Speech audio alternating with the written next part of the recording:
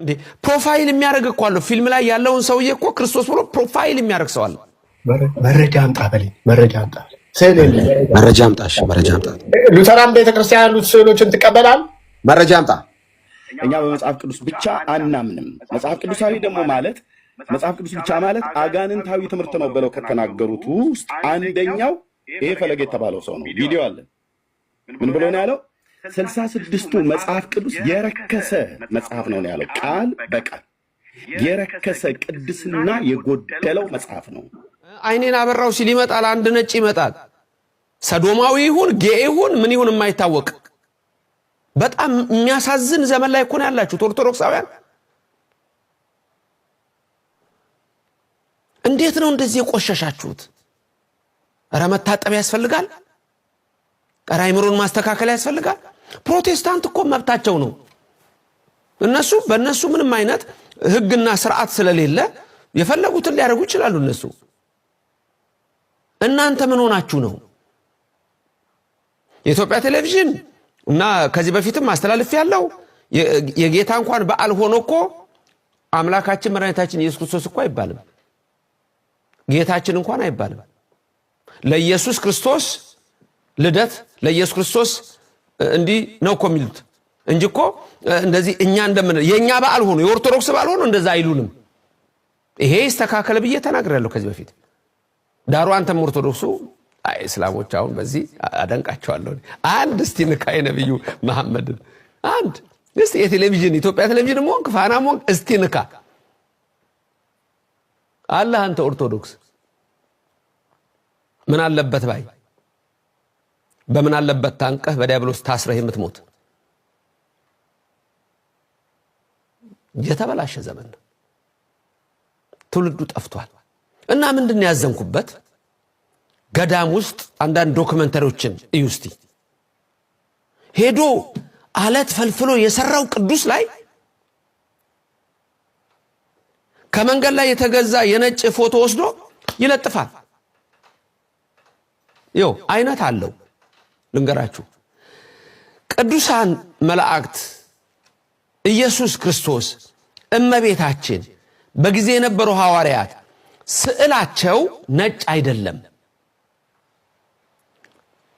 እርግጥ አሁን ለምሳሌ አርሜኒያ አገር የተወለደች አንድ ቅድስት ነጭ ሆና ብትሳል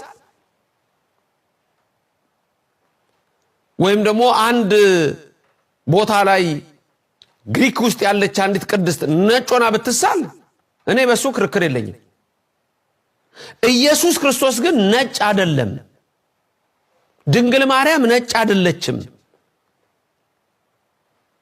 ስለዚህ መጠንቀቅ ያስፈልጋል ደግሞ የሌላውንም እይታ እንዳታጠፉ ዓለም እኮ ኢትዮጵያን ተስፋ ያደርጋታል ሁሉም ነው ተስፋ የሚያደርጋት ደግሞ በአሁን ሰዓት አርኪኦሎጂካል ፋይንዲንግስ ሂስቶሪካል ፋክትስ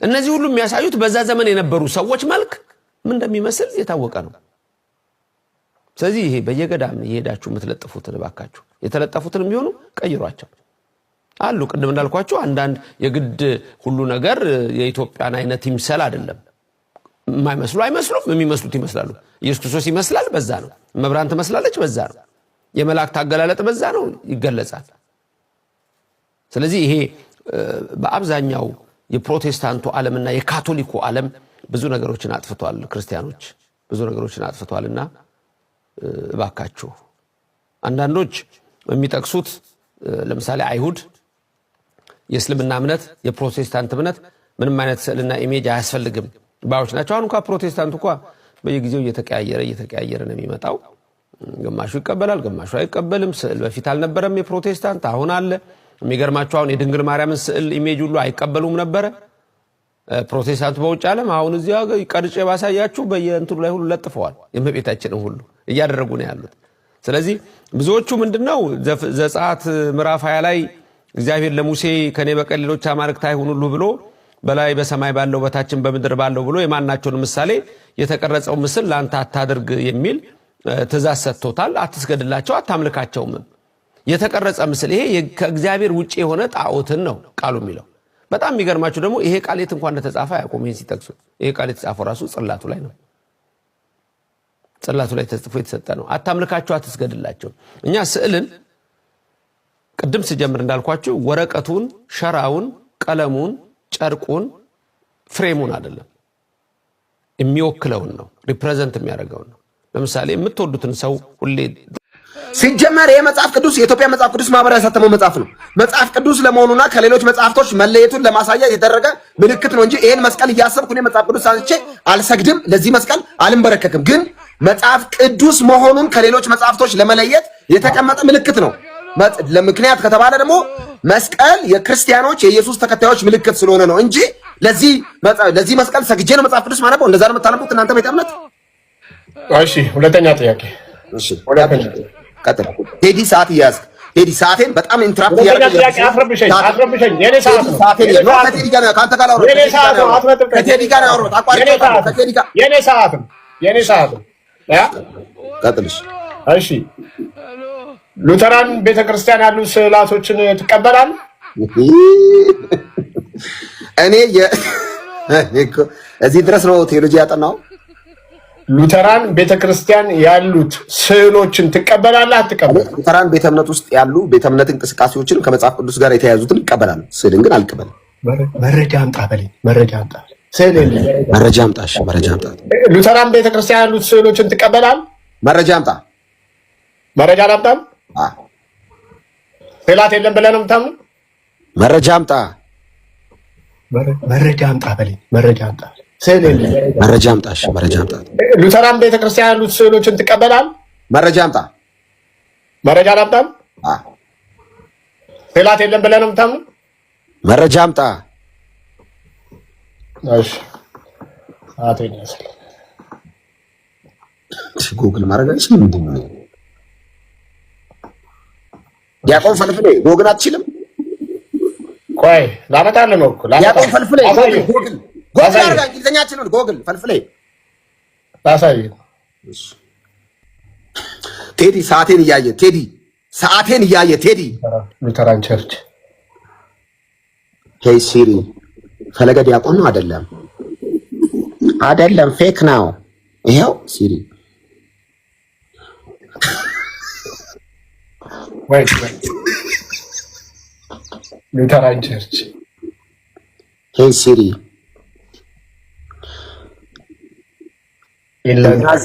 ሄይ ሲሪ እንትና ዘመናምን መጽሐፍ ቅዱስ አንብቦ ያውቃል? አያነብም? አረ ልጁ ጭራሽ መጽሐፍ ቅዱስ አይቶ አያውቅም። ሄይ ሲሪ በነገር ዙሪያ ከልደተ ቃል ጋር ላውራ አላውራ? አታውራ። ልጁ እኮ ለስዕል ይሰግዳል አሁንም።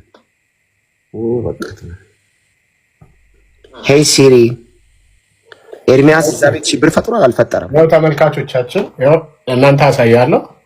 ይሄ ሉተራን ቸርች ነው። ያው ጎግል እውቀት አፈር በላች። ወንጌል አማኞች በደንብ ይኸውላችሁ፣ ቤተክርስቲያናቸው እንዳለ ቤተክርስቲያናቸው እንዳለ በስዕል ነው የተሞላው። የእኛን ስዕል ግን ይቃወማል። እውቀት በጣም ረበሽን። ሄይ ሲሪ ቢኒ ተጽዕኖ ፈጣሪ ነው አይደለም? መጽሐፍ ቅዱስ ብቻ እናውራ ብለን ስንል ሉተር የፈጠረው እና ሽንት ቤት ቁጭ ብሎ ያመጣው ወሬ ስለሆነ እኛ በመጽሐፍ ቅዱስ ብቻ አናምንም። መጽሐፍ ቅዱሳዊ ደግሞ ማለት መጽሐፍ ቅዱስ ብቻ ማለት አጋንንታዊ ትምህርት ነው ብለው ከተናገሩት ውስጥ አንደኛው ይሄ ፈለገ የተባለው ሰው ነው። ቪዲዮ አለ። ምን ብሎ ነው ያለው? 66ቱ መጽሐፍ ቅዱስ የረከሰ መጽሐፍ ነው ያለው። ቃል በቃል የረከሰ ቅድስና የጎደለው መጽሐፍ ነው። ስለዚህ አልቀበልም ብሏል። እንደውም ትናንትና እኔ ሆኜ ነው ያናገርኩት። በረከሰ መጽሐፍ። አዎ ቀጥታ ቪዲዮ አለ። ኦኬ። እንደውም ትናንትና ዲቤቱን ስለምፈልገው እንጂ በዚህ ጥያቄ ብቻ ጠይቄው አልፈልግም ብዬ ወጣ ነበር። ምክንያቱም የእግዚአብሔርን ቃል ተሳድቦ የረከሰ ነው ብሎ ካለ በኋላ በረከሰ መጽሐፍ ነው ያወራኝ፣ በሱ አባባል ማለት ነው። እግዚአብሔር ምሕረት ያድርግለት። ኦርቶዶክስ ተዋሕዶ ቤተክርስቲያን ራሱ አባቶች ሰምተውት እንኳን አይዶን ነው ይገስጹት አይገስጹት አላውቅም። የኢትዮጵያ ኦርቶዶክስ ቤተክርስቲያን 66ቱ መጽሐፍ ቅዱስ የረከሰ ነው ብላ ስለማቃት ማለት ነው። መጽሐፍ ቅዱስ እንደዚህ ከተባለ አይሰማችሁ ማለት ነው። ማለት እኔ ቁርአንም እንደዚህ ቢባል ይሰማኛል። ማንኛውም መጽሐፍ ግን ክርስቲያኖች ከሆናችሁ እንዴት ነው ጭንቅላታችሁ ማለት ነው? ትልቁ ላይ አድርገኝ ቴዲ። ይሄ ነው የቤተክርስቲያናቸው ዲያቆን ኢትዮጵያ ኦርቶዶክስ ቤተክርስቲያንን ወክሎ ዓለም አደባባይ ላይ በተሳደበውና ባረከሰው ሁላችንን እነሱ ስዕል ሲቀደድ አመመን ነው አይደል ያሉት። እኛ የእግዚአብሔር ቃል የአይናችን ማረፊያ የሆነ የህይወታችን መመሪያ የሆነ 66ቱ ቅዱሳት መጽሐፍት ኦርቶዶክስ ራሱ እንኳን ሳትቀር የምትቀበለውን መጽሐፍ ቅዱስ እንዲህ ብሎ ያዋረደ የተሳደበ የሰራዊት ጌታ እግዚአብሔር ይሄን በተናገረበት ወር ሳይሞላው ነው ከሴት ጋር ሲተሻሸ የተገኘው ማለት ነው። እንዲህ ብሎታል። ይኸው እግዚአብሔርን ቃል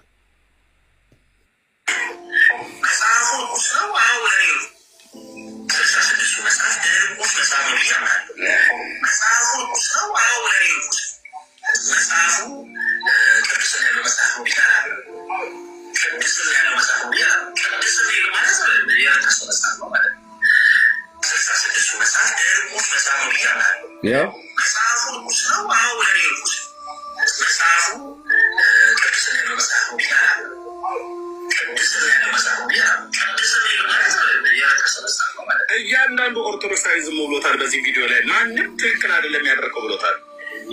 የለም እንደዚህ ብሎ ያለ ሰው ነው። ስለዚህ ትናንትና ወንድሜ ቴዲ አንተ ፊት 25,000 ሰው ባለበት እኔን አሁን ውስጤን ያንቀጠቀጠኛል። የተቀበልኩት እውነት የህይወቴ ጌታ ኢየሱስ ክርስቶስ እንደዚሁም የቀደሙት የብሉይ ኪዳን ነቢያት የአዲስ ኪዳን ሐዋርያት የሰጡን የተባረከው የእግዚአብሔር ቃል ኦርቶዶክስ እንኳን ራሱ 80 ወአሐዱ ብላ ስትል በዚህ በ66ቱ ላይ 15ቱ ዲትሮካኖኒካል የብሉይ ኪዳንን የቀኖና መጽሐፍት ጨምራ ነው 15ቱን በ66ቱ ላይ ማለት ነው 8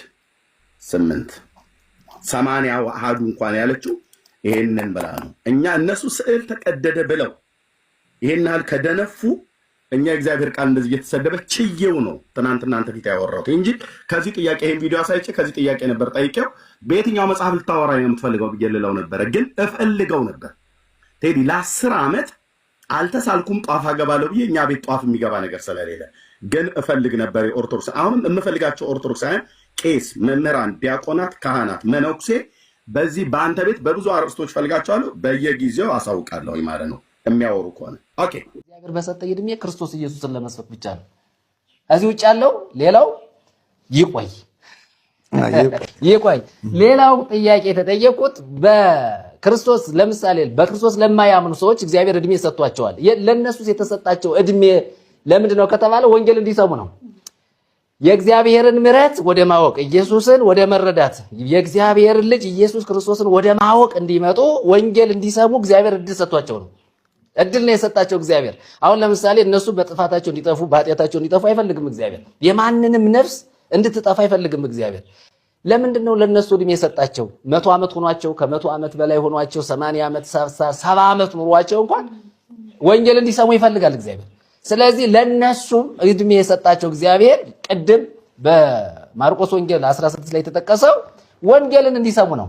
የኢየሱስን ማዳን እንዲሰሙ ከእግዚአብሔር ጋር በክርስቶስ ኢየሱስን መታረቅ እንዲችሉ የእግዚአብሔርን ምሕረት እንዲጎናጸፉ ከአምላካቸው እግዚአብሔር ጋር በክርስቶስ ኢየሱስ እንዲታረቁ ጠላቶች ናቸው እንዲታረቁ ደካሞች ናቸው ከእግዚአብሔር ጋር እንዲታረቁ የተሰጣቸው ዕድል የተሰጣቸው ዘመን ዕድሜ ለምንድን ነው ከተባለ ኢየሱስን ወደ ማወቅ እንዲመጡና በክርስቶስ ኢየሱስ ኃጢአታቸው እንዲሰረይ።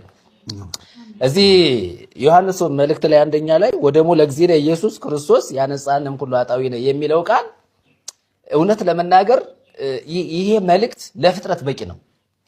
የልጁም የኢየሱስ ክርስቶስ ደም ከኃጢአት ሁሉ ያነጻናል የሚለው እና ኃጢአትን ወደሚያነጻው ወደ ክርስቶስ ኢየሱስ በመምጣት በደሙ እንዲታጠቡ እግዚአብሔር ይፈልጋል። ስለዚህ ፍጥረት ሁሉ ቀደም ሮሜ ላይ እንደተነበበው ፍጥረት ሁሉ የእግዚአብሔር ልጆች መገለጥ ይናፍቃል አይደል የተባለው።